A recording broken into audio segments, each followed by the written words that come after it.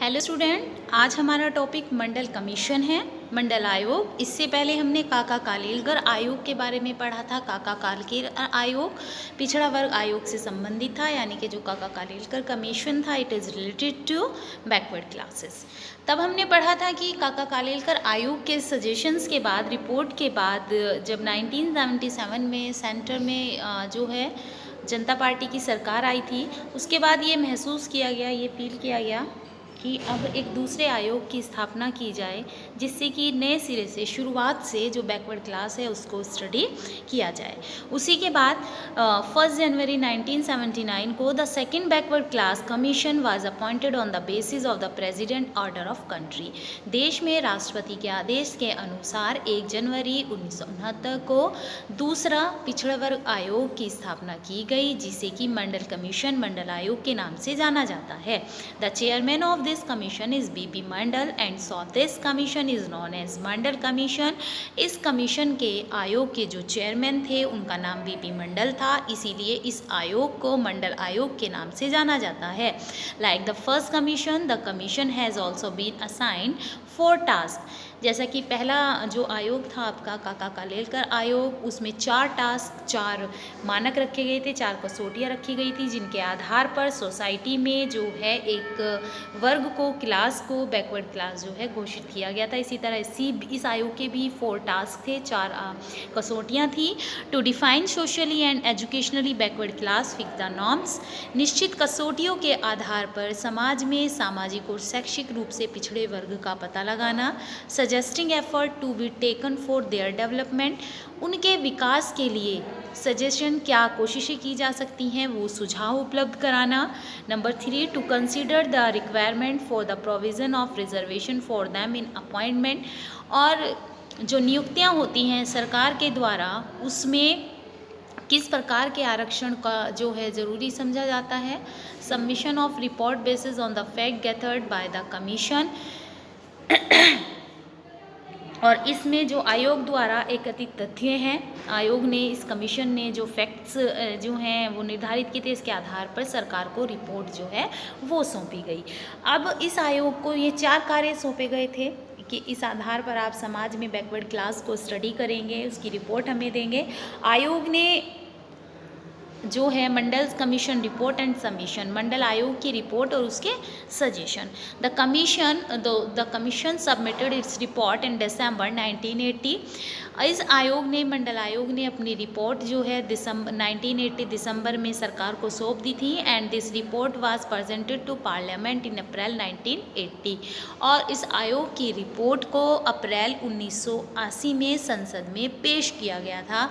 Used 11 norms in social, educationally and economic field for selection of backward class. इस आयोग के अनुसार समाज में सामाजिक, शैक्षिक और आर्थिक रूप से जो है पिछड़े वर्ग के लिए 11 नॉर्म्स, 11 कसौटियाँ यहाँ पे रखी गई थी, जिनके बारे में यहाँ बात किया जाता है। Others are socially backward. इस आयोग के अनुसार वे वर्ग जो हैं सामाजिक रूप से पिछड़े हुए माने गए, जिसमें कि number 1, it is considered socially backward by other individually, जिन्हें दूसरे व्यक्तियों के रूप से सामाजिक रूप से पिछड़ा हुआ, यानी कि वो वर्ग, वो जातियाँ जिन्हें समाज में दूसरी जातियों के सामने पिछड़ा हुआ समझा जाता है। Number 2, who depend mainly on manual labour for their livelihood. वो जातियाँ जो मुख्य रूप से अपने जीविकोपार्जन के लिए मजदूरी पर निर्भर हैं। Number 3, in which boys and girls under 17 years of age are more likely to get married at a young age। जिन जातियों में जो 17 वर्ष की आयु तक के लड़के और लड़कियां होते हैं, ज़्यादातर उनका इस आयु में विवाह हो जाता है। Number 4, in which women do 2% more manual labor than the state average। वो वर्ग, वो जातियाँ जिनमें से जो राज्य का औसतन है उसके मैक्सिमम, उससे 2% ज़्यादा जो हैं, वो उस वर्ग की स्त्रियाँ आपको मैनुअल लेबर कार्यों में, मजदूरी वर्ग में सम्मिलित मिलेंगी। तो ये नॉर्म्स रखे थे। इन नॉर्म्स पर सामाजिक रूप से पिछड़ा हुआ वर्ग माना गया, जिस जाति में, जिस वर्ग में ये लक्षण देखने को मिले थे। Educationally he was considered as backward class. शैक्षिक रूप से उस वर्ग को पिछड़ा हुआ माना गया जिसमें ये जो है लक्षण देखने को मिलेंगे। Following determinant, number 1, in which the percentage of children never going to school till the age of, हाँ और क्या, नहीं डिस्टर्ब कर रही मुझे। अरे मुझे ये बता दो वो कहाँ है आपकी चाबी, मैं एक बार पोस्ट ऑफिस तक जाऊँ, यहाँ तक वो डाल के आऊँ, दोबारा बनाने को। Educationally he was considered as backward class, शैक्षिक रूप से उस वर्ग को पिछड़ा हुआ माना गया in which the percentage of children never going to school till the age of 5 to 15 years is more than 25% of the state average percentage. जिस वर्ग में 5 से 15 साल तक के जो बच्चे थे जो स्कूल कभी भी स्कूल नहीं गए, उनका परसेंटेज जो राज्य का औसत प्रतिशत था उससे 25% वो ज़्यादा था।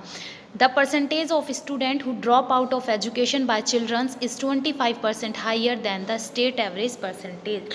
जिस वर्ग में उन बच्चों की जो कि बीच में ही स्कूल अपनी बीच में ही पढ़ाई छोड़ देते थे, उनका जो एवरेज था वो राज्य के औसत एवरेज से 25% ज़्यादा था। In which the percentage of people getting education up to 10th grade is 255 less वो 25% less than the state average. यहाँ पे ये 25% है, बाय मिस्टेक ये 255 हो रहा है। तो यहाँ पे उस वर्ग में जिस वर्ग में उन लोगों की जो प्रतिशत है वो जो 10th क्लास तक की जिनकी स्टडी कंप्लीट हो पाई, राज्य के औसत से 25% ज़्यादा था। उन लोगों को शैक्षिक रूप से पिछड़ा हुआ वर्ग इसमें शामिल किया गया। Economically those caste would be considered backward class, आर्थिक रूप से उन जातियों को पिछड़ा वर्ग माना गया in which the average value of family property is 25% less the state average. जिन परिवारों का जो औसत मूल्य है प्रॉपर्टी का, संपत्ति का, वो राज्य के औसत से 25% कम था। In which the household living in row house are 25% more than the state average. जिन लोगों जो लोग थे जिस जाति के जो 25% जो था वो लेस था, मोर था स्टेट एवरेज से, राज्य के औसत से, जो कि कच्चे घरों में रह रहे थे। In which more than 50% of the families have to go more than kilometer to get drinking water.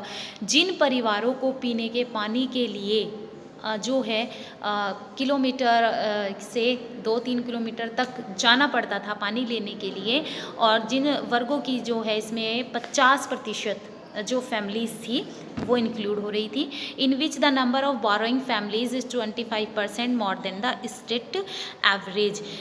जिस वर्ग में ज़्यादातर जो परिवार थे वो 25% यानी कि जो बोरोइंग नंबर इसमें आ रहा था उनका 25%, वो भी इसमें कम आ रहा 25% स्टेट एवरेज से, औसत के राज्य का जो औसत था उससे 25% ज़्यादा था, जो बैंक की उधार लेकर के, ऋण लेकर के अपना जीवन यापन कर रहे थे।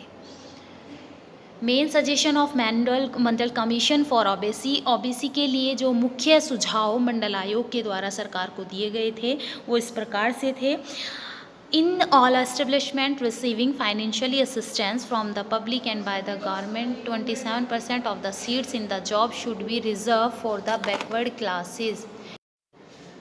सार्वजनिक क्षेत्र और सरकार द्वारा जो आर्थिक सहायता प्राप्त करने वाले जितने भी इंस्टीट्यूशन थे, संस्थान थे, उनमें जो ओबीसी कैटेगरीज हैं उसके लिए 27% सीट्स रिजर्व होनी चाहिए। ये सजेशन जो है मंडल कमीशन की तरफ से सरकार को दिया गया।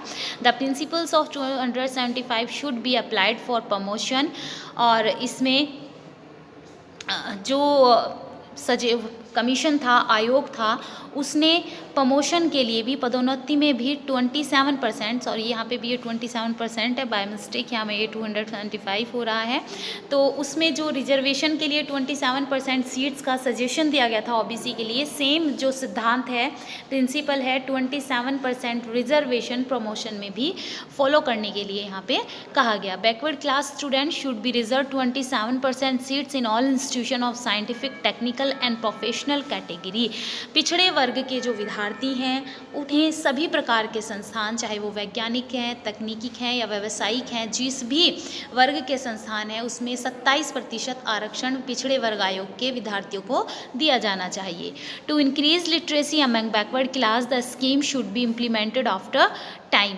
और पिछड़े वर्ग आयोग में शिक्षा के स्तर को बढ़ाने के लिए समय समय पे जो है इम्प्लीमेंट जो एक स्कीम्स आती हैं, डेफिनेटली टाइम के बाद जो है स्कीम इस तरह की लाई जानी चाहिए जिससे ओबीसी कैटेगरी में शिक्षा का स्तर को बढ़ाया जा सके।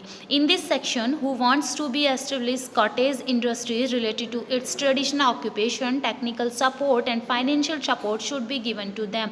इस वर्ग के जो लोग अपना लघु उद्योग, अपना व्यापार शुरू करना चाहते हैं, सरकार को उन्हें तकनीकी सहायता और आर्थिक सहायता उपलब्ध करानी चाहिए जिससे कि वो अपने पैरों पे खड़े होने में सक्षम हो सकें।